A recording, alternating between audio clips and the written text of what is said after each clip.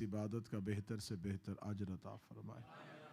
जनाब सैयद अली अकबर हुसैन शाह और उनकी फ़ैमिली की जानब से ये जो मजलिस अज़ा का एहतमाम है, सरकार हज़रत इमाम जाफ़र सादिक़ अलैहिस्सलाम अपनी बारगाह में कबूल व मंजूर फरमाए। इनके ख़ानदान के जितने मरहूमीन, बिलख़ुसूस सैयद सैद अली शाह तरिमसी, सैयद इशफ़ाक़ हुसैन शाह साहब तरिमसी, सैयद मुश्ताक़ हुसैन शाह साहब तरिमसी, आप जितने भी हाजिर मोमिनीन हैं, इनके मरहूमीन, इस इमाम बारगाह के जितने मुतअल्लिकीन मरहूमीन शुहदाए मिल्लत जाफरिया, मेरा मालिक इन तमाम के दर्जात में अज़ाफ़ा फरमाए। मेरा मालिक इस ज़िक्र का मुकम्मल अजर उनकी रूहों को इसाल करते हैं उनकी अरवाह तक पहुँचाए। मेरा मालिक उन्हें बरोज़े हश्र शफ़ाअत आले मोहम्मद नसीब फरमाए। जोग्राफियाई हालात आपके सामने है, मेरा मालिक हर एक आले मोहम्मद के मानने वाले की जान, इज़्ज़त, माल और नमूस की हिफाजत फरमाए। इन तमाम चीज़ों का एक ही ख़ात्मा है कि उस ज़हूर में ताजील हो जाए जिससे दुनिया अदल व इंसाफ से भर जाएगी। हमें मालिक के ज़हूर से मुसलसल होने की तौफ़ीक़ अता फ़रमाए। दुआओं की कबूलियत के लिए मिल के बावाज़ बुलंद सलवात तिलावत फरमाए। अल्लाहुम्मा सल्लि अला मुहम्मदिन व आले।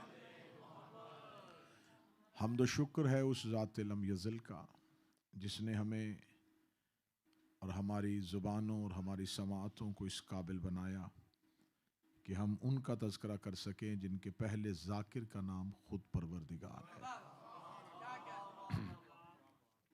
हम में से कोई भी कमा हक़ हूँ ना इनके फ़ज़ाइल बयान कर सकता है, ना इनके हक़ाइक़ बयान कर सकता है। ये मजलिसें इनकी हकीकत बयान करने के लिए नहीं होती, बल्कि अपनी हकीकतों को तब्दील करने के लिए होती हैं, ताकि हम इनके ज़िक्र से मुत्तसिल होके, हम इनके ज़िक्र से मुंसलिक होके अपने आप को बाकमाल बना सकें। मैंने आपके सामने अल्लाह के मुक़द्दस तरीन कलाम से उस मशहूर आया करीमा की तलावत की है जो सूरह मुबारक बरात, सूरह मुबारक तौबा में है, जिसमें खुदावंद मुताल इरशाद फरमा रहा है, ऐ साहिबान ईमान तकवा इख्तियार करो और सादिकीन के साथ हो जाओ। वाजिबुल एहतराम, काबिल सद एहतराम, इज़्ज़त माब वाली जनाब सरकार हज़रत अल्लामा हाफ़िज़ मुर्तज़ा मेहंदी साहब मजलिस अज़ा में शरीक हैं। मालिक हाफ़िज़ तसद्दुक़ साहब के सेहत और ज़िंदगी में इज़ाफ़ा फरमाए। इनकी मौजूदगी का फ़ायदा उठाते हुए आया करीमा में खुदा मुखातिब है ईमान वालों से, नसीहत कर रहा है मुत्तकियों को और हुक्म दे रहा है सच्चों के साथ होने का। यहाँ खुदा का मुखातिब जो है, खुदा जिनसे गुफ्तगू कर रहा है, वो कफ़ार नहीं है, वो मुशरिकीन नहीं है, वो मुस्लिमून भी नहीं है, वो मोमिनीन है।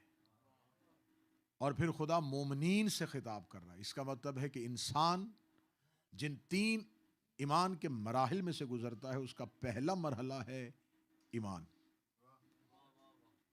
जब मुसलमान होता है, मुसलमान हुआ, मुसलमान के बाद ईमान और ईमान के बाद मुत्तकी। यह नहीं हो सकता कि हर मुसलमान मोमिन ही हो। हर मुसलमान मोमिन नहीं होता। हाँ, हर मोमिन मुसलमान जरूर होता है, लेकिन हर मुसलमान मोमिन नहीं होता। जैसे हर मुसलमान मोमिन नहीं होता, वैसे ही हर मोमिन मुत्तकी नहीं होता।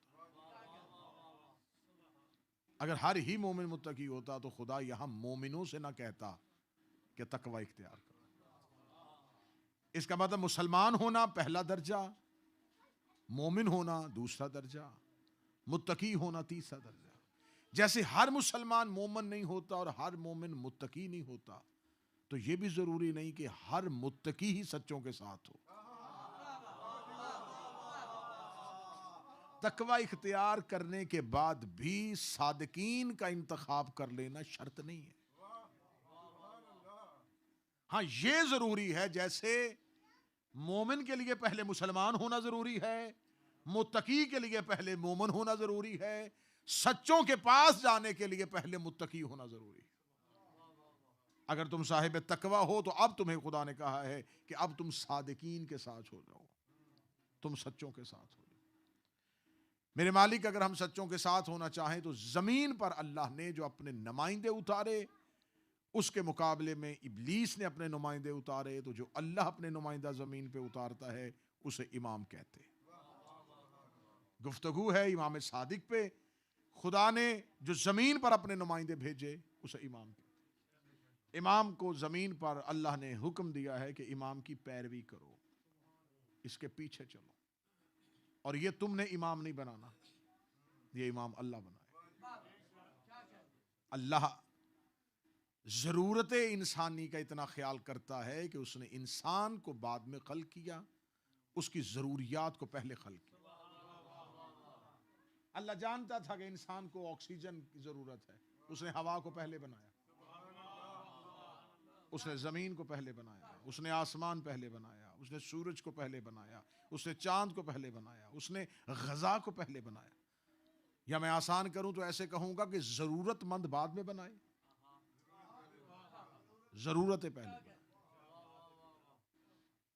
खुदा को अंदाजा था कि जरूरतमंद मोहताज जरूरत है, तो ऐसा ना हो कि जरूरतमंद बना दूं और उसकी जरूरियात खल्क ना हो। तो जैसे इंसान को अल्लाह ने पैदा करने से पहले चांद, सूरज, जमीन, आसमान, गजा, हवा पैदा करके बता दिया कि ये तुम्हारी जरूरियात हैं, इसे मैंने तुमसे पहले खल्क कर दिया है। इसका मतलब ये तय शुदा बात है कि जो जरूरतमंद होता है जरूरत उससे पहले बनती है। इंसान से पहले इंसान की जरूरत पैदा हुई है। इसका मतलब अगर आदमी से पहले आदमी की जरूरियात बनाई हैं तो यह भी वाजिब है कि वो आदम से पहले आदम की जरूरत को बनाए। अब जमीन, सूरज, चांद, हवा ये बता रही है कि ये जरूरत है आदमी की। तो आदमी की जरूरत अगर पहले खल्क हुई है तो अब जो भी आदम से पहले होगा वो आदम की जरूरत होगा। खुदा ने हिदायत लेने वाले बाद में बनाए और हिदायत देने वाले को पहले बनाए, क्योंकि खुदा इतना भी गवारा नहीं करता कि इंसान एक लम्हा भी बगैर हिदायत के रहे। उसने हादी पहले बना दिए, और जब खुदा ने आदम को बनाया तो खुदा ने हजरत आदम की मुकम्मल तामीर कि मैंने आदम को कैसे बनाया, वो पूरा जिक्र खुदा ने कुरान में वाज़े तौर पे कर दिया कि मैंने आदम को अनासर अरबा से बनाया, मिट्टी, पानी, आग और हवा से बनाया। खुदा ने हजरत आदम की तख्लीक के तमाम मराहल को इंसान के सामने रख दिया कि मैंने आदम को ऐसे बनाया। आदम कौन था? अल्लाह का पहला खलीफा। मतवज्जे हैं सरकार? आदम जमीन पे अल्लाह का पहला खलीफा है, और खुदा ने यह नहीं कहा कि मैंने आदम को राज में बनाया है, मैंने आदम को पर्दे के अंदर बनाया है। खुदा ने आदम को बनाने की ड्राइंग लीक कर दी, बता दिया कि मैंने आदम इन अनासर से बनाया। और यह भी खुदा ने यह नहीं किया कि वो अनासर खुदा ने इंसान के करीब नहीं रखे। अब सब इन तमाम चीजों का ताल्लुक आसमान से है। अब अल्लाह के पास ही वो चीजें हैं, अगर हमारे पास होती तो हम भी बना लेते। उसने मिट्टी भी भेज दी, पानी भी दे दिया, आग भी दे दी, हवा भी दे दी, और बता दिया कि मैंने इन चार चीजों से बनाया है। खुदा ने कहा इन चार अनासर से मिलकर बना है आदम। अगर बनाना चाहते हो, अनासर तुम्हारे पास हैं, आदम बनाओ। अब इंसान ने अगर कोशिश की कि मैं मिट्टी, पानी, आग और हवा को लेके एक इंसान खल्क करूं तो वो बुत बना सका, इंसान नहीं बना सका। अब जो लतीफ ज़हन है और मजलिस में मौजूद हैं, अगले जुमले में उनकी ज़हनी मौजूदगी का अंदाजा हो जाएगा। इसका मतलब अल्लाह के बनाए हुए के मुकाबले पे इंसान जब भी बनाने की कोशिश करता है तो वो बुत बन जाता है।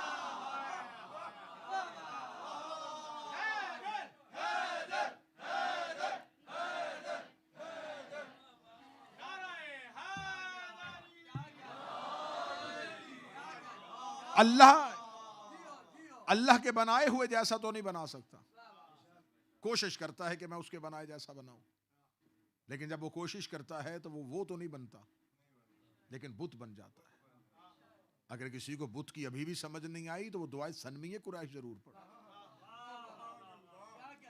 जिसमें अली फरमाते हैं खुदा लानत करे कुरैश के उन दोनों बुतों पर जो अल्लाह के बनाए हुए के मुकाबले में बनाया जाए वो बुत हो सकता है। खुदा ने अनासर अरबा बता दिए। खुदा ने कहा मिट्टी, पानी, आग, हवा, इन 4 अनासर से साथ, ये हैं वो 4 अनासर, ये 4 वो एलिमेंट्स हैं जिससे मैंने आदम को बनाया है, बनाना चाहो तो बनाओ। यही वजह है कि खुदा ने फरिश्तों से कहा था कि मैंने आदम इन अनासर से मिलकर बनाया। यही वजह है कि मलाइका ने कह दिया था कि ये जमीन पे जाके फसाद करेगा, खून रेजियां करेगा। गैब का इल्म तो सिर्फ अल्लाह के पास है, तो मलाइका को कैसे पता चल गया था कि ये होने वाला है? मलाइका ने अल्लाह के सामने कहा कि ये जो तू बना रहा है इससे ये हो जाएगा। अच्छा, बना अल्लाह रहा है और अल्लाह ही जानता है कि क्या होने वाला है, और मलाइका अल्लाह के सामने अपने इल्म गैब का इजहार कर रहे हैं। क्या वो खुदा के सामने बता रहे हैं कि ये होने वाला है? नहीं, मलाइका ने अल्लाह के सामने इल्म गैब का इजहार नहीं किया, क्योंकि खुदा ने हजरत आदम के जो अनासर बताए थे, मलाइका को समझ आ गई कि इन इनासर में इत्तेहाद नहीं हो सकता। बात बच्चे समझ में आ रही? ये 4 जो इनासर, जो 4 एलिमेंट्स जिनसे आदम को बना रहा है, ये चारों के चारों एक दूसरे के ऑपोजिट है। अगर ये पानी को आग के साथ कैसे मिलाएगा? ये मिट्टी को हवा के साथ कैसे बनाएगा? तो अगर ये चारों एक दूसरे के साथ मिलेंगे तो ये कभी भी नहीं रह सकते, क्योंकि ये चारों एक दूसरे की जिद्दें हैं। लेकिन खुदा ने राह से पर्दा उठाया। खुदा ने कहा चारों मुख्तलिफ अज्जा को इकट्ठा करूंगा और इनके दरमियान में एक चीज रखूंगा जिसे इल्म कहा जाएगा। फिर इसी इल्म की बुनियाद पर ये आग से पानी को गर्म करेगा, ये हवा में मिट्टी की दीवारें खड़ी कर देगा, क्योंकि मैं इसको एक इल्म अता करूंगा। खुदा ने अनासर अरबा बता दी और खुदा ने कहा ये है मेरा खलीफा जो जमीन पे बनेगा। अब ये है अल्लाह का पहला वो हादी जिसने जमीन पर नुमाइंदा इलाही बन के हिदायत करनी। अब खुदा ने जब जमीन पर पहला अपना नुमाइंदा बनाया तो अब शैतान ने उसके मुकाबले पर अपने नुमाइंदे भेजने शुरू कर दिए। लेकिन खुदा ने कहा तुमने जमीन पर सिर्फ और सिर्फ मेरे बनाए हुए की पैरवी करनी है। अगर तुम मेरे बनाए हुए की पैरवी करोगे तो मैं तुमसे वादा करता हूं क़यामत वाले दिन मैं तुम्हें उसी इमाम के साथ बुलाऊंगा जिसकी तुम जमीन पे पैरवी करोगे। हाफिज साहब तशरीफ फरमाए, कुरान के हाफिज हैं। खुदा ने कहा मैं तुम्हें निदा दूंगा, आवाज दूंगा, बुलाऊंगा तुम्हारे इमाम की तरफ। अब इसका मतलब अगर आवाज दे के कोई बुलाए, मैं कहूं कि मजमे को मैं आवाज दे रहा हूं ये इधर आए, तो इसका मतलब मेरा यहां पर मौजूद होना जरूरी है। जिस सिमत बुलाया जाए वहां पर किसी एक सिमत का तय्युन जरूरी है। तो ये जो अल्लाह उम्मतों को बुला रहा है, ये बुला किस तरफ रहा है? इसका मतलब है कि 2 तरह के इमाम होंगे, एक जन्नत में, एक जहन्नम में। जन्नत का इमाम जन्नत की तरफ बुलाएगा, जहन्नम का इमाम जहन्नम की तरफ बुलाएगा। शेख सदूक अकमालुद्दीन व अतमाम नेमा में छठे इमाम से हदीस लेके आए हैं। मैं पूरे सनद के साथ वो हदीस पढ़ देता हूं कि रिसालत माब सल्लल्लाहु अलैहि वसल्लम ने फरमाया कि रसूल अकरम फरमाते हैं कि अल्लाह ने मुझे बताया था, ऐ मेरा मुस्तफ़ा, ऐ मेरा हबीब, तेरी उम्मत में से हर किसी को मैं जन्नत में दाखिल करूंगा सिवाय उसके जो जन्नत में जाने से इनकार कर दे। हर किसी को मैं जन्नत में दाखिल करूंगा सिवाय उनके जो जन्नत में जाने से इनकार कर दे। छठे शहंशाह कहते जैसे रसूल ने ये हदीस पढ़ी कि अल्लाह कह रहा है मैं तेरी उम्मत में से हर किसी को जन्नत में दाखिल करूंगा सिवाय उनके जो खुद जन्नत में जाने से इनकार कर दे, तो सामने बैठे हुए सहाबा एक दफा हैरत ज़दा होके एक दूसरे की तरफ देखने लगे, ये कौन बदबख्त होगा जो खुद जन्नत में जाने से इनकार कर देगा। उन्होंने कहा या रसूलल्लाह, ये जन्नत में जाने से इनकार करने वाले कौन है? फरमाया जो अल्लाह की वहदानियत का इकरार भी करेंगे, मेरी रिसालत का इकरार भी करेंगे, लेकिन अली की विलायत से इनकार कर दे।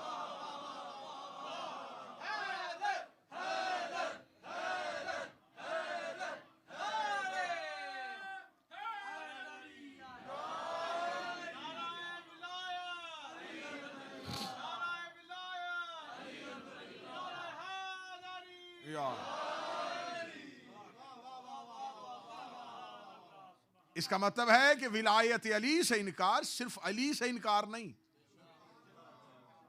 जन्नत में जाने से। और मैं हमेशा मिंबर से ये जुमला कहा करता हूं मुर्जा भाई कि अल्लाह ने जन्नत बनाई थी, जहन्नम नहीं। अल्लाह को क्या जरूरत थी? जनाब नूह ने अजाब की दुआ मांगी, मेरे अल्लाह मेरी कौम को अजाब दे दे। फरमा दूंगा अजाब, ऐसे करके मिट्टी के बर्तन बना। जनाब नूह ने गारा इकट्ठा किया, अल्लाह का हुक्म था, मिट्टी के बर्तन बना। फरमाया इन्हें संभाल। अब नूह को पता था कि मैंने इतनी मेहनत के साथ बर्तन बनाए, आग के अंदर उनको सेका है। उनको जब पूरे पक गए, पूरे तैयार हो गए, तो नूह बड़े खुश हुए, बार बार अपने बनाए हुए बर्तनों को देखते थे। फूलों की पत्तियां लाके उनके ऊपर रख के उनके ऊपर रंग छोड़े, मुख्तलिफ कलर्स दिए उसको। जब बना चुका, बार बार अपनी तखलीक को देख रहा था। खुदा ने कहा नूह अब इन्हें तोड़ दे। जनाब नूह ने कहा मेरे अल्लाह तोड़वाने थे तो बनवाए क्यों थे?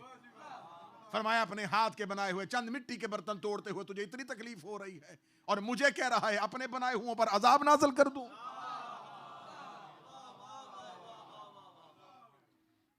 अल्लाह ने सिर्फ जन्नत बनाई थी, उसे क्या जरूरत थी अपने बनाए हुए इंसानियत को जहन्नम में? जहन्नम अल्लाह ने नहीं बनाई, जहन्नम अली के दुश्मनों ने बनवाई है।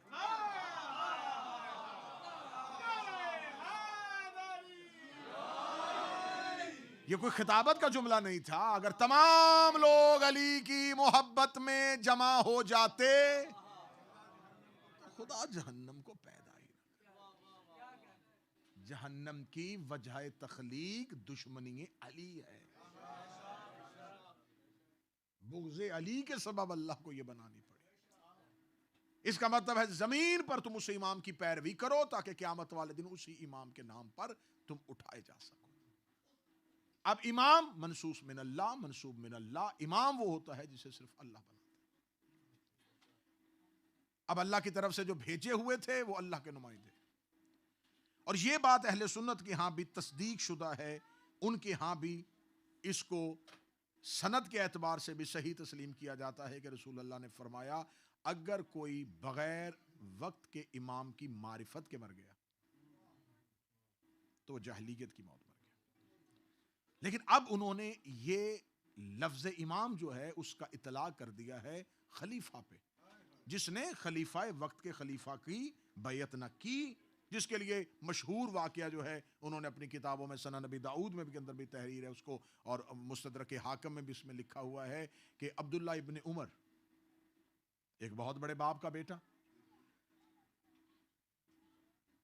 इसकी जो खसूसियात लिखी हैं उन खसूसियात में यह लिखा हुआ है कि यह हमेशा अपनी राय अली के मुखालिफ रखता था। और बाज़ चीज़ें तारीख में ऐसी आ जाती हैं जिन वाक़यात की बुनियाद पर हमारे कुछ अहबाब उस शख्स की शख्सियत के कायल हो जाते हैं। जैसे उमर बिन अब्दुल अजीज के मौला अली बस अबो शतम बंद करवाया, आले मोहम्मद को फतक वापस किया, बहुत अच्छा शख्स था, कोई अच्छा शख्स नहीं था। मैं ठीक है, हमारे यहां मजहब जाफरिया में उन वाक़यात की बुनियाद पर अकीदे नहीं बनाए जाते। अब ये नहीं पता कि उस वक्त में जो वाक़या हो रहा था उसके पीछे मुहर्रिकात क्या थे। तो किसी वाक़े का वकूअ पजीर हो जाना उसके बेहतर अकीदा होने की दलील नहीं है। अब ये बात मैं करने लगा हूं किस वजह से, इसी एक हदीस की कि जिसने अपने वक्त के इमाम की मारिफत के बगैर मर गया। अब्दुल मलिक बिन मरवान का दौर था और वाली मक्का जो था हजाज बिन यूसुफ मलाउन था। इसने अब्दुल्ला इब्ने जुबैर को जब कत्ल किया और उसकी लाश को लटका दिया मक्का के दरवाजे पर, तो आधी रात के वक्त अब्दुल्ला इब्ने उमर हजाज बिन यूसुफ के पास गया। यह अहले सुन्नत किताबों से मैं वाक़या पढ़ रहा हूं, शिया किताबों का नहीं है, अहले सुन्नत किताबों का वाक़या पढ़ रहा हूं। और इस हदीस को जहां कोट किया गया है वहां पर हाशिये में या उसके टाइटल में इसको जरूर लिखा गया इस वाक़े को। अब्दुल्ला इब्ने उमर रात की तरीके में हजाज बिन यूसुफ से मिलने गया, आधी रात का वक्त। अब बहुत बड़े बाप का बेटा था, हजाज बिन यूसुफ को जाके बताया कि अब्दुल्ला इब्ने उमर आए। उसने कहा बुलाओ अंदर, इसको आधी रात के वक्त क्यों आए? जब वो पहुंचा तो हजाज बिन यूसुफ कुछ लिख रहा था, उसके एक हाथ में कागज एक हाथ में कलम था। अब्दुल्ला इब्ने उमर से कहा, उसने कहा खैरियत है, आधी रात को क्यों तकलीफ की। कहने लगे कि मैं आपके हाथ में खलीफा वक्त की बैत करने के लिए आया, अब्दुल मलिक बिन मरवान। तो हज्जाज बिन यूसुफ ने कहा सुबह का होने का इंतजार कर लेते, रात की तारीकी में क्यों? कहते इसलिए रात की तारीकी में आया कि मुझे नबी की हदीस याद है, जिसने अपने वक्त के इमाम की बैत न की। ये वाकया अहले सुन्नत वाकया मैं पढ़ रहा हूं, इसको शिया तारीख ऐसे तस्लीम नहीं करती, लेकिन अहले सुन्नत के मसादर से लेके पढ़ रहा हूं। उन्होंने कहा कि रसूल ने कहा था जिसने अपने वक्त के इमाम की बैत न की और कि वो मर गया तो जहलियत की मौत मर गया। तो मैं डर गया, अगर आज रात मुझे मौत आ गई तो फिर मेरा क्या बनेगा, लिहाजा जल्दी करो और मुझसे बैत ले लो। आगे भी हज्जाज बिन यूसुफ जैसा मलाउन था, उसने कहा तू हदीस पढ़ के नहीं आया, तू अब्दुल्ला इब्न जुबैर की लटकी हुई लाश देख के आया कि अगर मैंने उसको नहीं छोड़ा। और अगला अगला इससे अगला पैरा देखिएगा, तो अब उसकी आगे से उसकी देखिए कारस्तानी उसने क्या किया। उसने कहा अच्छा अगर तुम्हें हदीस पे अमल करने का इतना ही शौक है तो फिर मेरे हाथ मसरूफ है, मेरे जिस्म के किसी भी हिस्से पे हाथ रख के बैत कर लो। और ये कह के उसने अपना पांव आगे बढ़ा दिया, मेरे पांव पे हाथ रख के खलीफा की बैत कर। ये है हक के इमाम को छोड़ने का नतीजा। नहीं नहीं नहीं नहीं, अभी पूरा मजमा साथ नहीं आया। अगर गदीर में दिखाए हुए हाथ में बैत कर लेते तो जालिमों के पैरों पे बैत ना करनी पड़ती।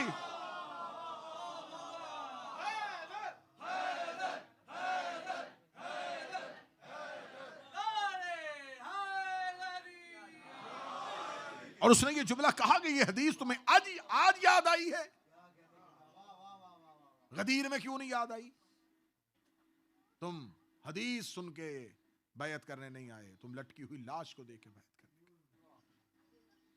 हमारे यहां, और ये हमारे यहां हम इज्जत के साथ और पूरी जुर्रत के साथ ये लफ्ज कह सकते हैं कि वाहिद फिरका मजहब जाफरिया में हम हैं जिन्हें इमामिया कहा जाता है। किसी और मसलक के पास ये टाइटल नहीं है कि उन्हें इमामिया कहा जा सके। खलीफा बनाए इमाम ने, जो पहला इमाम बना फिका का, जिसने इज्तिहाद किया, जिसने पहली, क्योंकि हमारे यहां तो हम हैं असना अशरिया, 12 इमाम के मानने वाले। हम तो रसूल के बाद हमने एक सेकंड का गैप भी नहीं लिया। रसूलुल्लाह के बाद हमने तो एक लम्हे का गैप भी नहीं लिया, 3 दिन का गैप भी नहीं है हमारे पास। 3 दिन का भी हमारे यहां गैप नहीं है कि रसूलुल्लाह के बाद 3 दिन लग गए थे हमें रसूल का जानशीन चुनते और खलीफा चुनते। हमारे पास तो 3 दिन का गैप भी नहीं। रिसालत माब के बाद बिला फजल हम इमामत के साथ मुंसलिक हो गए और आज तक मुंसलिक है, आज तक इमाम के पैर।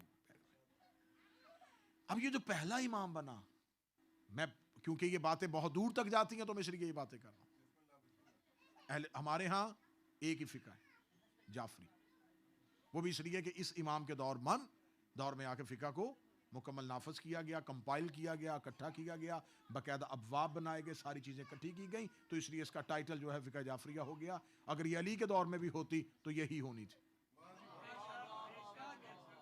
ये नहीं है कि इसमें कोई अबवाब तब्दील हो गए हों, कोई मसाइल तब्दील हो गए हों या फिका तब्दील हो गए, नहीं नहीं, बिल्कुल वही है जो रसूल छोड़ के गए थे। अब हमारे यहां तो हम तो ये कहते हैं कि हम रसूल अल्लाह के बाद मौला अली से इमामत के कायल हो गए। इसके पैरेलल जो दूसरा सिस्टम है उसके यहां ये है कि रसूल के बाद इमामत नहीं है, खिलाफत है, बादशाहत है, जमहूरियत है, और लोग मर्जी से चुनाव करते हैं और वो अपनी मर्जी से फैसला करते हैं। और उसके लिए वो कुरान की एक आयत से इस्तेदलाल लेते हैं कि खुदा ने कहा है कि तुम अपने अमूर में शूरा करो, मशवरा करो। इस आयत को भी मौलवी आज तक नहीं समझे। खुदा ने ये कहा था अपने अमूर में, इसमें अल्लाह का इशारा अपनी तरफ नहीं था कि मेरे अमूर में भी तुमने मुशावरत करनी है। अपने अमूर में मुशावरत करो, अपनी घरों की लड़ाइयों में बात कर लो, अपने कबीलों की जंग में बात कर लो, अपने मामलात जिंदगी में बात करो। अब रसूल अल्लाह के बाद जो पैरेलल सिस्टम, इधर इमामत का, इधर खिलाफत का, पहला खलीफा, दूसरा खलीफा, तीसरा खलीफा, फिर मौला अली का दौर खिलाफत का, फिर उसके बाद फिर बनी उमैया की खिलाफत, ये चलते चलते चलते चलते आके इधर आके रुकी है बनी उमैया और बनी अब्बास जब आपस में जंग कर रहे थे, तो उस दौर में इमाम जाफर सादिक अलैहिस्सलाम ने फिका को मुरतब कर दिया था। इधर हमारे यहां इमामत में 6ठा नंबर आ गया है। हमारे यहां इमामत अपने 6ठे स्टेप पे पहुंच चुकी है, और इधर मुसलमानों ने इधर जब 6ठे इमाम तक इमामत पहुंच गई, तो यहां पहला फिका का इमाम बना नुमान इब्न साबित अल मारूफ अबू हनीफा। मैं नाम ले रहा हूं इज्जत और एहतराम के साथ। यह पहला इमाम बना जिसने फिका नाफिज की और मुरतब की और इकट्ठी की। इससे पहले सिर्फ खिलाफत है ना, पहले खलीफा को इमाम कहते हैं। हमारे यहां जो इमाम होता है वही खलीफा होता है, वही वसी रसूल होता है, वही वजीर होता है, वही वारिस कुरान होता है, वही दीन का हाकम होता है, वही जमीनी इख्तिदार रखता है।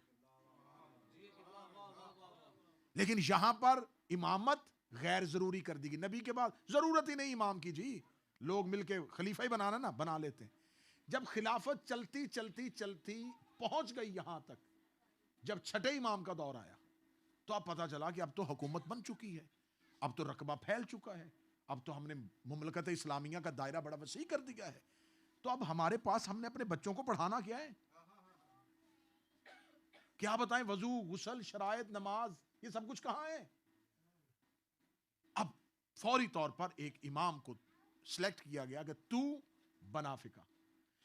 अब मेरा सवाल है उम्मत मुसलमान से कि इधर इमामत 6ठे दर्जे पे पहुंच गई, इधर हमारा 6ठा इमाम था जब तुम्हारा पहला आया, तो अब ये हम इतना पूछने का तो हक रखते हैं कि इस इमाम से पहले जो तुम्हारे पिछले जितने भी लोग मरे, वो किसकी फिका पे पैरवी करते थे।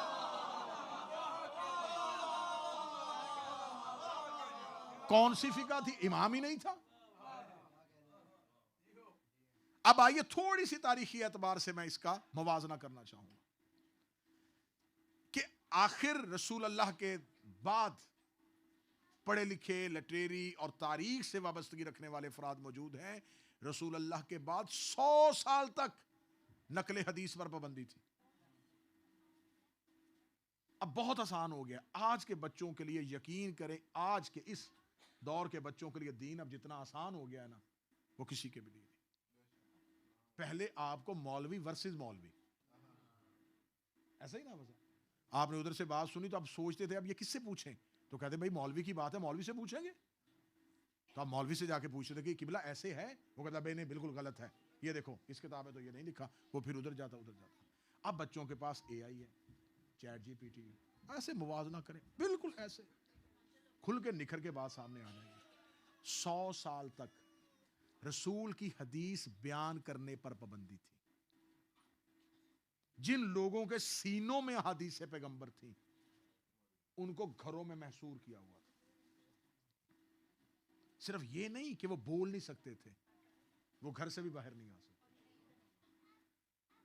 अगर कोई बाकायदा तौर पर किसी को नकलो हरकत की इजाजत होती, तो शर्त थी कि तुम शहर से बाहर नहीं जाओगे,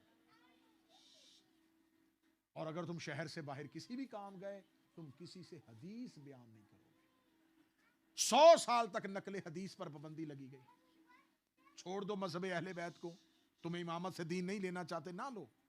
100 साल तक ये जो नबी की हदीस पर पाबंदी लगी रही है, इन 100 सालों में जो दीन बनाया गया वो कहां से लिया गया?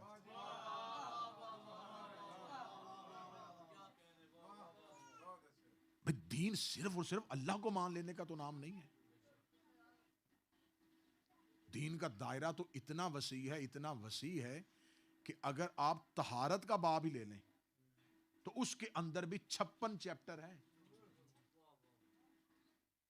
एक तहारत के बाब के ऊपर। कितना दीन वसी है। हमारे यहां तो हदीसें इतनी हैं कि हमारे यहां बिहार के अंदर सैकड़ों जिल्दें तो एक बिहार में ही हैं जहां पर हदीस है इकट्ठी की गई।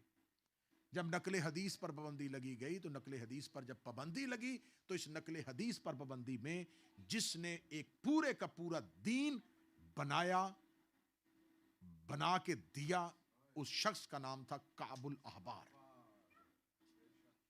हम पर इल्जाम लगता है ना, शिया अब्दुल्ला इब्न सबा की पैदा करता है। एक यहूदी ने एक मजहब बनाया था। 3 यहूदियों का नाम है दुआए ज़हरा, नॉर्थहैम्पटन में लेता हूं, मुझे बताओ वो किसके खाते में? अबू हरैरा यहूदी था,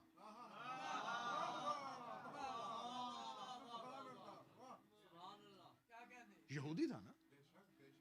जंग खैबर के बाद मुसलमान हुआ, जंग खैबर से पहले यहूदी था। मुसलमानों की हदीस के जितने माखिज हैं उसमें से सबसे ज्यादा हदीसें इससे हैं। ये पहले यहूदी था। काबुल अहबार सिर्फ यहूदी नहीं, यहूदियों की यूनिवर्सिटी का चांसलर था, पढ़ाता था, यहूदियों को तालीम देता था। जाओ जाके पूछो इस काबुल अहबार की दोस्ती किसके साथ थी, किस खलीफा वक्त का करीबी दोस्त था, किसने यमन से बुलवाया था। जब उसको इस्लाम लाने की कहा, दावत दी गई तो इस्लाम ले आ, उसने कहा मैंने तो पूरी तौरात पढ़ी हुई है, मुझे तो आसमानी किताबें याद है, तो मैं तो मुसलमान नहीं होना चाहता क्योंकि तुम्हारे कुरान ने हम यहूदियों पे 2 इल्जाम लगाए। उन्होंने कहा कौन से? उसने कहा पहला इल्जाम यह है कि तुम्हारा कुरान ये कहता है कि यहूदी जो है ये गधे की मानद है, जैसे गधे पर किताबें ला दिया, और कुरान की आयत है कि मिसल हमार ये गधे की मानद है, इनके ऊपर सिर्फ किताबें लदी हुई हैं, सिर्फ ये दीन, क्योंकि जितना दीन को ये जानते थे, हमारा कुरान कहता है यहूदी नबी को इतना जानते थे जितना अपने घर के बच्चों को जानते थे। ये नबी के बारे में इतना जानते थे, इतनी खबर थी इन्हें रसूल की। मक्का के लोगों को तो पता ही नहीं था कि क्या होने वाला है, और यहूदियों ने आके अपनी कॉलोनियां मक्का के गिरदो नवा में बना दी थी। उन्हें पता चल गया था कि आखिरी नबी बनी इसराइल से नहीं, बनी इस्माइल से आने वाला है। पूरे का पूरा मजहब इस्लाम जो आज तक बनाया गया है, जितना नैरेटिव बिल्ड किया गया है, ये सारे का सारा यहूदी है।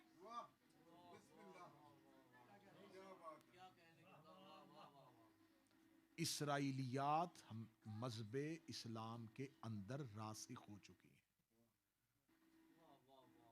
क्या कहा था काबुल अहबार ने कि मैं 2 वजहों से मुसलमान नहीं होना चाहता, एक तो तुम्हारे अल्लाह ने कुरान में हमें गाली दी है, और दूसरा यह है कि मुझे जबरील से बड़ी दुश्मनी है, क्योंकि ये जब भी आयतें लेके आता है ये जिहाद की लेके आता है, कत्ल करने की लेके आता है। जिस अल्लाह ने कुरान में कहा था कि जबरील का दुश्मन जबरील का नहीं, अल्लाह का दुश्मन। अगर तुम जिब्राइल से दुश्मनी करते हो, जिब्राइल से दुश्मनी नहीं है, अल्लाह से दुश्मनी। ये इस्मत अंबिया के कायल नहीं थे। ये बातें बिल्कुल आपको खामोश कर देंगी, लेकिन ये मबनी बर हकाइक है कि अभी इस्लाम नहीं आया, रसूल दुनिया में जाहिर नहीं हुए, और यहूदियों ने आके मक्का के गिरदोनवा में अपनी कॉलोनियां बना ली। आज तक मुसलमानों की तारीख इतनी खामोश है कि जो लोग अपने प्रॉफिट के नहीं बने, अपने नबी के नहीं बने, अपने पैगंबर के नहीं बने, क्यों नहीं बताते कि रसूल के दादा हजरत हाशम को कत्ल किसने किया था? हजरत हाशम की मौत बस वो तजारत की गर्ज से गए थे।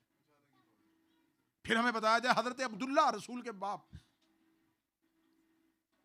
कैसे कत्ल हुए, उनकी कब्र शाम में क्यों है? रसूल की वालदा हजरत आमना जो है ये मक्का और मदीना के दरमियान अबवा के मुकाम पर दफन क्यों है? रिसालत माप को इंतहाई बचपन में मक्का से बाहर क्यों भेज दिया गया था?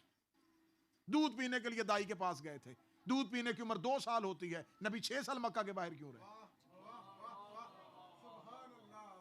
इतने बड़े घर का फर्द होने, इतने बड़े अजीम खानदान का बच्चा होके गार में क्यों रहता था?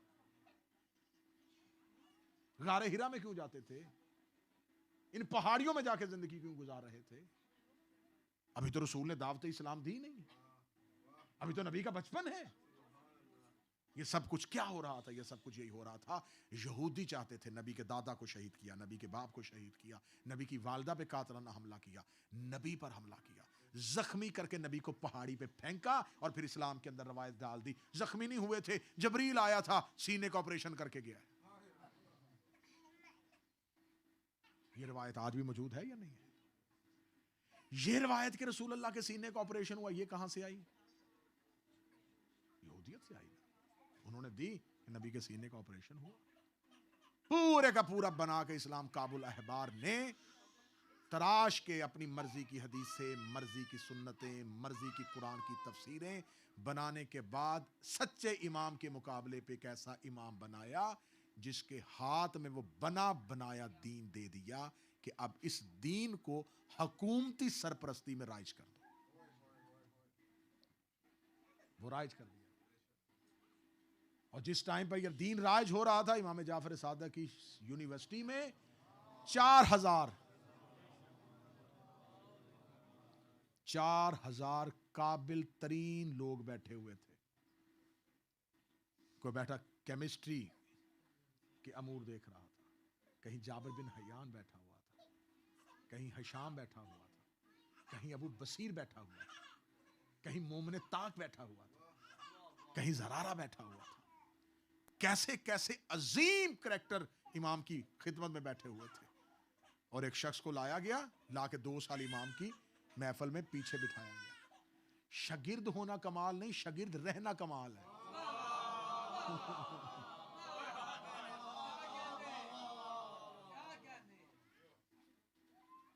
शागिर्द होना कमाल नहीं है, शागिर्दी में रहना कमाल है।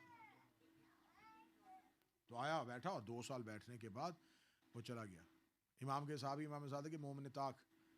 तो उस दौर में जिस तरह आज भी पुराने ज़माने में ढोल पे मनाती होती थी, कोई ना कोई चीज़ की जाती थी ताकि मनाती हो, तो लोग कोई ना कोई ऐलान जो है ना वो करते थे। उस दौर में जो भी दफ होती थी, ढोल होती थी, उसे बजा के ऐलान करते थे। तो कोई शख्स ऐलान कर रहा था कि एक बच्चा अपने घर से बहक गया है और वह भटक गया है, किसी को मिले तो पहुंचा देना। सामने मौला इमाम जाफर सादिक का शागिर्द मोमिन ताक आ रहा था। उसने 70 साल के अबू हनीफा का हाथ पकड़ा और लाके उसके सामने खड़ा कर। उसने कहा बच्चा तो नहीं मिला, एक बूढ़ा गुमराह हो गया है। ये तारीफ है। सच्चे इमाम के सामने में झूठी इमामत का दावा, इमाम मौजूद और उसके सामने इमामत का दावा। ये वो दौर था जिस इमाम ने अपने दौर में, इस इमाम ने भी बुत तोड़े हैं, लेकिन इस इमाम ने मिट्टी के बुत नहीं तोड़े। इसने वो पूरे के पूरे अदवार के अंदर जो बना के झूठे दीन के बुत किए थे, तो किस बुनियाद पे तोड़े? इल्म की बुनियाद, नॉलेज की बुनियाद। आज मुसलमान पूरी दुनिया में दरबदर क्यों हैं?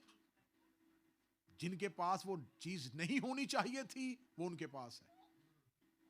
इल्म उनके पास है, टेक्नोलॉजी उनके पास है, मुसलमान उनके मरहून मिन्नत है।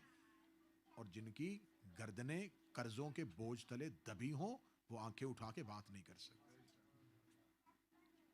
लिहाजा अगर इमाम सादिक के मजलिस में आए हो तो सिर्फ इमाम के फजाइल सुनना नहीं, जितनी कौम के बच्चे बैठे हो, अगर तुम्हारे पास इल्म नहीं है, तुम्हारे पास ये हथियार नहीं है, तो समझो कि फिर तुम इमाम जाफर सादिक की यूनिवर्सिटी के फारगुल तहसील नहीं। नॉलेज हमें क्या देता है, इससे हमें क्या मिलता है? इमाम ने सामने बैठे हुए 4,000 शागिर्द ऐसे तराशे कि पूरी दुनिया में फैल गए। वो जहां भी जाते थे लोग पूछते थे इतनी अच्छी बात कहां से? कहते काला सादिक, काला सादिक, काला सादिक, काला सादिक, काला सादिक। सच्चे ने कहा है, सच्चे ने कहा है, सच्चे ने कहा है, सच्चे ने कहा। मुसलमानों का दूसरा खलीफा, उससे जब शूरा कमेटी बैठी, तीसरे खलीफा का इंतखाब होना था, तो किसी ने मशवरा दिया कि तुम अपने बेटे अब्दुल्ला इब्न उमर को क्यों नहीं बना देता खलीफा? उसने कहा मैं, ये सुन्नी किताबों के अंदर लिखा, उसने कहा मैं अब्दुल्ला इब्न उमर को खलीफा, इसको भी खलीफा बना दो, जिसको अपनी जौजा को तलाक देने का तरीका नहीं आता। अब यहाँ एक बात ज़हन में रखिएगा, क्योंकि छोटी छोटी बातों से भी नतीजे निकल आते हैं। अगर 3 दफा तलाक तलाक कहने से हो जाती तो दूसरा खलीफा ये बात ना कहता।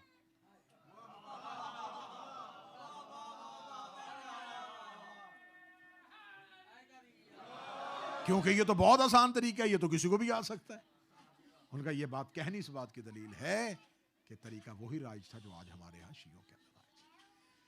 इमाम सादिक ने बनी उमैया और बनी अब्बास आपस में दस्तों गिरेबान थे, हुकूमत के लिए लड़ रहे थे, और इमाम ने इल्म के मीनार खड़े कर दिए। आज केमिस्ट्री इमाम जाफर सादिक के मकतब से निकली थी।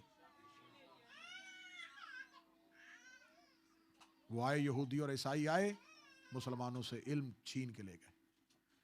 ये रकबे कब्जा करने के चक्कर में रहे, ये मुल्कों पे चढ़ाइयां करते रहे और वो इनकी लाइब्रेरियां खाली करते रहे।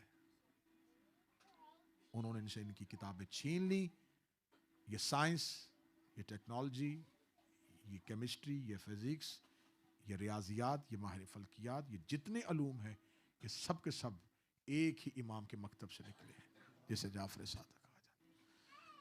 दुनिया के 25 मुहक्किकीन ने, 25 एक्सपर्ट्स ने मिल के बैठ के ये फैसला किया है कि सुपर ब्रेन अगर दुनिया में है तो वो सिर्फ इमाम जाफर सादिक, जिसने दुनिया के हर इल्म में बात की है, जिसने दुनिया में हर एक नॉलेज पे बात की है। अगर दुनिया इसको मान लेती तो फिर इस इमाम के घर को आग ना लगती।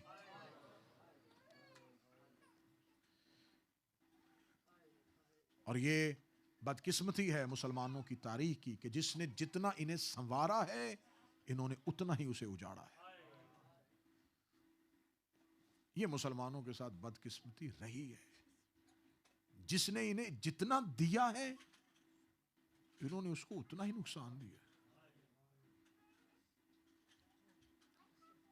कहां पत्थरों के आगे झुकने वालों को इज्जतदार बना दिया, जिसने 63 साल ताइफ की वादियों में पत्थर खाने से लेके मदीना की हिजरत तक बर्दाश्त की, उसका जनाजा 3 दिन तक पड़ा रहा है। और मुसलमान गुस्ल कफन में शरीक ना हो सके। फिर उसके बाद जिस बीबी ने बेटियां जिंदा दफन करने वालों को बेटी का एहतराम सिखाया था, जिसने बेटी का एहतराम सिखाया, वही 3 घंटे दरबार में खड़ी रही। जिसने हर मैदान में इन्हें कत्ल होने से बचाया था, वो कूफा में तन्हा बैठा रहा। जिस इमाम के आज जनाजा उठाने के लिए आए हो, इस इमाम का पहली निस्बत जिससे इस इमाम ने खुद हुक्म दिया है कि मुझे अली के बेटे होने पे फख्र नहीं, मुझे अली की विलायत पे होने पे फख्र है। ये इस इमाम ने पहला फख्र किया। दूसरा फख्र इस इमाम का क्या था? ये हुसैन के अज़ादार थे। हर इमाम ने अज़ादारी की है, हर इमाम ने अज़ादारी की है, लेकिन इस इमाम ने ऐसी अज़ादारी करवाई है, ऐसी अज़ादारी की है, अज़ादारी की ऐसी तहजीब रखी है मेरे इस इमाम ने कि मुहर्रम के चांद में हर पढ़ने वाला मिंबर से रवायत पढ़ता है कि मदीने के लोग कहते हैं कि हम मुहर्रम का चांद आसमान पे नहीं देखते थे। इमाम जाफर सादिक के घर से रोने की इतनी आवाजें बुलंद होती थी कि पता चल जाता था कि मुहर्रम का चांद तलू हो गया। कितना गिरिया करते थे, ऊंची आवाज में। कैसे गिरिया करते थे, मदीना सुनता था। एक शख्स कहता, एक साल मैं मुहर्रम में मदीने में था, मैं किसी कारोबारी सिलसिले में गया था। उसने रवायत लिखी है, उसने कहा कि मैंने देखा कि मदीने की गलियों में लोग दौड़ रहे हैं। मैंने दौड़ते हुए लोगों को देखा। मैंने कहा कोई जंग के हालात हैं? उन्होंने कहा नहीं। कहाँ जा रहे हैं? कहते मोहल्ला बनी हाशिम। कहता मैं भी उस रश के साथ चला गया। जब मैंने गया तो मोहल्ला बनी हाशिम में लोगों का हजूम था। मैंने एक शख्स से पूछा क्या हुआ है? उसने कहा मुहर्रम का चांद तलू हो गया। तो यहां क्यों आए हो? फरमाया इमाम जाफर सादिक को पुरसा देने आए। ये शख्स कहता मैं रश में से होता होता जब इमाम की घर के दरवाजे पे पहुंचा तो मैंने देखा कि जमीन पर एक शख्स है जो जमीन पर ऐसे तड़प रहा है जैसे मछली बगैर पानी के तड़पती है। कहता मैंने मदीने के रहने वाले शख्स से पूछा ये कौन है? फरमाया हाज़ा इमाम सादिक, यही तो हमारा इमाम जाफर सादिक है। कहता मैं तड़प के करीब गया, करीब जाके कहा मौला आपने ऐसी हालत क्यों कर दी है? इमाम ने अंगुश्त शहादत को आसमान की तरफ बुलंद किया, रोकेगा वो चांद तलू हो गया है जिसने मेरा भरा घर उजाड़ दिया। अज़ादारी का एहतमाम करना, अपने घर में मजलिस का एहतमाम करना, जाकर की इज्जत करना, इस इमाम ने बताया। हुसैन के जाकर का एहतराम करना इस इमाम ने सिखाया। मौला मजलिस पढ़ रहे हैं, सामने बैठे अबू बसीर रो रहा है। इमाम ने फरमाया, अबू बसीर रो क्यों नहीं रहा? अबू बसीर ने अपना रुमाल दिखाया, कहता मौला ये देखे ये आंसुओं से तर रहे। इमाम ने रुमाल छीन के कहा, ऐसे रो जैसे बूढ़ी माँ जवान बेटे की लाश, चेहरा चुबा के ना रो, चीखे मार के रो। एक शख्स मेरे इमाम के पास मदीने आया, मौला मैंने 25 हज पैदल किए। इमाम फरमाते अल्लाह कबूल करे। देखने के बाद इमाम ने इसकी तरफ किया, करबला नहीं गया कभी? कहता मौला मैं आपको अपने हज बता रहा हूं कि मैंने 25 हज किए। इमाम रो कहते जिंदगी में अगर हो सके एक बार करबला जरूर जाए। कहता मौला आपका हुक्म हो गया है? मौला करबला को दूर तो नहीं है। मौला मैं करबला चला जाता हूं। जब जाने लगा इमाम ने रो के फरमाया, मेरे जद की कब्र पे जाके कहना तेरा बेटा तुझे सलाम कह रहा था। ये आज हमारे पास जितनी ज़ियारात में जाके हम ज़ियारात पढ़ते हैं, ये जितनी ज़ियारात हैं, ये इमाम की तालीम करता है। मेरे इमाम तालीम देते थे कब्र हुसैन का तवाफ़ कैसे करना है, कब्र हुसैन पे कैसे जाना है। गुफ्तगू तवील हो जाएगी, बस सादात व गैर सादात जैसे सैयदा के घर को आग लगी थी, ऐसे इस इमाम के घर को आग लगाई गई है। ये बतूल का वो गरीब बेटा है जिसके घर में ज़हरा के बाद दूसरी शाम गरीबा हुई है। सादात व गैर सादात मुझे माफ कर देना। मलाउन मंसूर दवान की, इसने अपने हाकम वाली मदीना मोहम्मद बिन सलमान से कहा, इसने कहा जैसे भी हो किसी तरीके से जाफर सादक का सर मेरे पास भेज। इसने गुलाम को भेजा, इमाम को बुलाया। जब इमाम दरबार में आए तो इसने अपने जला से कहा था जैसे इमाम आए सर तन से जुदा कर देना मेरे इशारे के साथ। जलाद इशारे का मुंतजिर था, ये मलौन घुटनों समेत इमाम के कदमों में आया। कदमों में आके इमाम की दस्तबोसी करने के बाद कहने लगा, कोई हुक्म हो मेरे लायक तो बताइएगा जरूर, किसी चीज की जरूरत हो तो बताइए। जब इमाम दरबार से चले गए तो जलाद ने कहा, तूने तो कहा था इशारा करूंगा तो कत्ल कर दूंगा। उसने कहा, बा खुदा मैं इशारा करने वाला था, जब मैंने देखा कि बहुत बड़ा अजदहा है जो मेरी तरफ लपकता हुआ, मैं खौफजदा हो गया, मैंने इमाम को भेज दिया। थोड़े दिनों के बाद दोबारा खत आया, इसने फिर इमाम को बुलाया।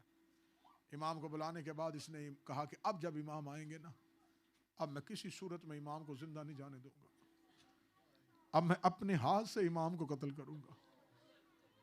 ये अपनी अबा के नीचे खंजर रख के इमाम के करीब गया। जैसे इमाम के करीब किया, इसका जिस्म थरथराया, खंजर हाथ से छूटा, भाग के तख्त पे चढ़ गया। कहने लगा फरजंदे रसूल वापस चले जाए। सिपाहियों ने पूछा अब क्यों नहीं कत्ल किया? उसने कहा मैं खंजर निकालने वाला था, मैंने दरबार में देखा रसूल के सर से अमामा उतरा हुआ। आवाज दे कहते खबरदार मेरे लाल का हया करना। किताबें कहती 7 मरतबा इमाम को कत्ल का मंसूबा बना, 7 मरतबा यही हुआ। आखिर इस मलाउन ने कहा अब नहीं, मंसूर दवान की का हुक्म आ गया, ऐसे करो ना दरबार में बुलाओ ना इमाम के घर के बाहर आने का इंतजार करो। जब जाफर सादिक अपने घर में हो तो इमाम के घर को आग लगा दो। अब जितने सैयद बैठे हो मुझे माफ कर देना, सिर्फ इमाम जाफर सादिक अपनी हवेली में अकेले नहीं थे। जब इमाम जाफर सादिक के घर को आग लगी, मूसा काज़म की बहनें अपने घर में थी। जितने जाफरी काज़मी सादात बैठे हैं मुझे जुमला माफ कर देना, जैसे इमाम जाफर सादिक के घर को आग लगी है, इमाम मूसा काज़म कहते मेरी बहनें एक हुजरे से निकल के दूसरे में जा रही थी, दूसरे हुजरे से निकल के तीसरे हुजरे में जा रही थी। इमाम मूसा काज़म अपने अमामे के साथ आग को बुझा रहे थे। कभी अपनी बहनों की तरफ देखते, कभी अपने बाबा की तरफ जाते, कभी बहनों की तरफ जाते, कभी बाबा की तरफ जाते। आखिरी मर्तबा तेरा बगदाद का कैदी जब इमाम जाफर सादिक के पास आया है, इमाम जाफर सादिक रो कहते मूसा मुझे छोड़, मुझे बता मेरी बेटी फातिमा कहाँ है। इमाम की छोटी बेटी का नाम फातिमा था। आवाज दे कहते मुझे बता मेरी फातिमा कहाँ। अब अगर रो पड़े हो तो मैं जनाजा आने से पहले एक जुमला कहूं कि मौला बेटी तेरी का नाम भी फातिमा था, बेटी हुसैन की का नाम भी फातिमा था। मौला आपके घर को आग लगी, आपके बेटे ने आग बुझा भी दी है। मौला आपके घर को आग लगी, तेरा जवान बेटा घर में था, उसने तेरी बेटियों की इज्जतें, तेरी बेटियों की चादरें बचाई थी। आए मौला पुरसा करबला के उस गरीब का जिसकी यतीम बेटी के कुर्ते को आग लगी हुई थी और वो मक्तल में लाशों में रो रही थी, रो रो के कह रही थी बाबा मेरे कुर्ते को आग लग गई।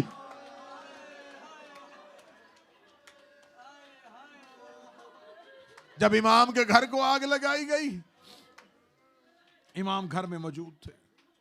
बड़ी दर्दनाक शहादत में रवायात है इस इमाम की निस्बत से। जब इमाम फिर जिंदा मौजूद रहे, बस इस मौलाऊ ने कहा अब आखिरी दफा। 12 शवाल थी, इसने इमाम को दरबार में बुलाया।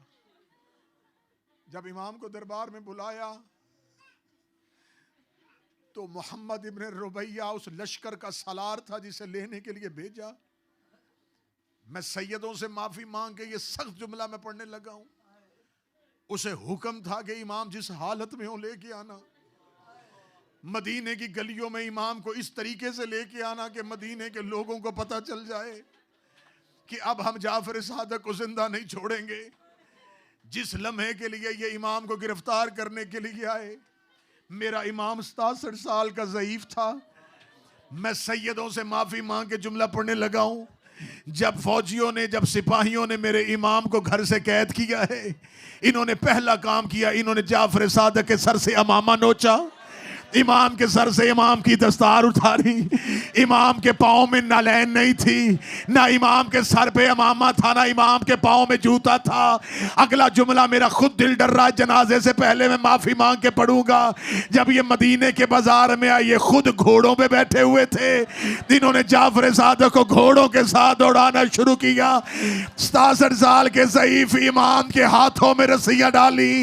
ये इमाम को इस हालत में मदीने के बाजारों में लेके जा रहे थे। मेरा गरीब इमाम कभी इस दीवार के साथ लगता, कभी उस दीवार के साथ लगता। जब इमाम दरबार के दरवाजे पे गए, इमाम की चीख निकली। एक जुमला मदीने के लोगों ने सुना। इमाम ने मुंह शाम की तरफ किया, रोकेगा हाय शाम, हाय शाम, हाय हुसैन की मासूमा बेटी। और मेरे हाथों में रस्सियां थी, कहती हुसैन की बेटी को भी बनाया गया। बस इमाम को खजूरों में जहर दी गई। 12 शवाल जहर मिली। 3 दिन तक तेरा इमाम तड़पता रहा। जहर की शिद्दत इतनी ज्यादा थी कि किताबें कहती हैं, सहाबी कहते हैं कि हमें इमाम का बदन नजर नहीं आता था। इमाम का बदन जहर की शिद्दत से इतना लाखिर हो गया था, इतना कमजोर हो गया था, हमें इमाम का बदन नजर नहीं आ रहा था। बस वो 15 शवाल की रात आ गई जब जाफर सादिक की घर से रोने की आवाजें बुलंद हुई। दुआ किया करो, कोई बाप मर रहा हो तो कोई बेटियां पास हो, जो बेटियां बाप की लाश को लवारस न रहने दे। जाफर सादिक की बेटियों ने बाबे का जनाजा लिया।